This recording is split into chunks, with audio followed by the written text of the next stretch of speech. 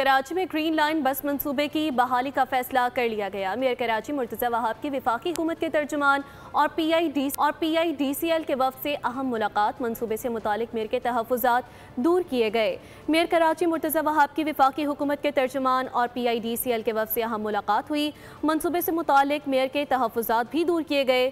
मुलाकात में फैसला किया गया कि ग्रीन लाइन मंसूबे का काम फौरी तौर पर शुरू करके बर वक्त मुकम्मल किया जाएगा।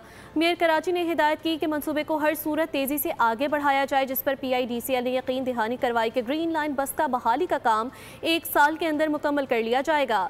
वफ़द ने ब्रीफिंग में बताया कि 1.8 किलोमीटर तवील ट्रैक पर 3 नए बस स्टेशन भी तामीर किए जाएंगे।